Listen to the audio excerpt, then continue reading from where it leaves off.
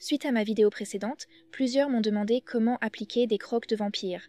Ce n'est pas si compliqué une fois qu'on vous a guidé, donc j'envisage de réaliser un tutoriel pour vous montrer comment procéder.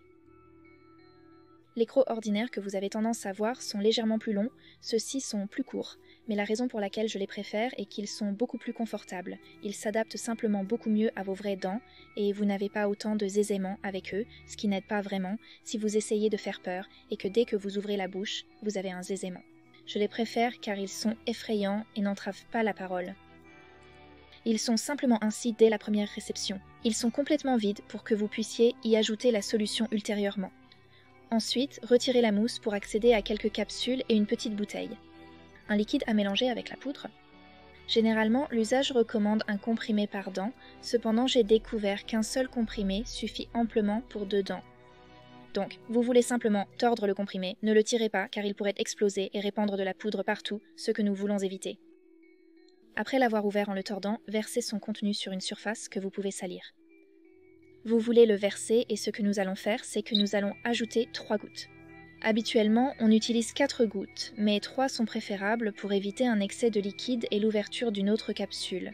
Ces capsules sont gardées en réserve pour une utilisation future si le moule ne convient pas, permettant de le gratter et de le réappliquer. Donc, je verse 3 gouttes, nous aurons besoin d'une 4e, mais commençons par 3. Prenez un bâtonnet de sucette pour mélanger. Après avoir mélangé la poudre, ajoutez la 4e goutte pour la liquéfier un peu plus. Après avoir mélangé la solution, je l'appliquerai sur les dents. Normalement, il recommande d'appliquer les dents une à une, mais je ne trouve pas vraiment que c'est le cas. Je préfère les appliquer en même temps afin de pouvoir voir ce que je fais et de pouvoir les équilibrer des deux côtés. Donc appliquez juste un peu de solution pour assurer une belle couche des deux côtés sans débordement, évitant un excès de solution.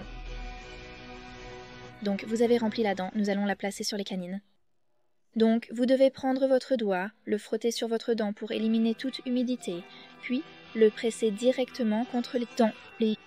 Maintenant, c'est la partie la moins confortable de tout ce processus, car vous devez prendre les dents et les presser très fermement, en vous assurant que le haut touche la gencive, et une fois que vous avez attendu environ 30 secondes, vous pouvez le lâcher, et vous voulez attendre environ une autre minute, jusqu'à ce que vous soyez sûr qu'il est collé, et c'est vraiment tout ce que vous avez à faire pour les faire coller.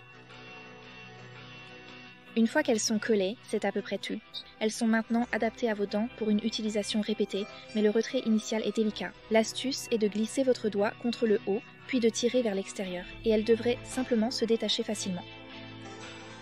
Et voilà, c'est terminé.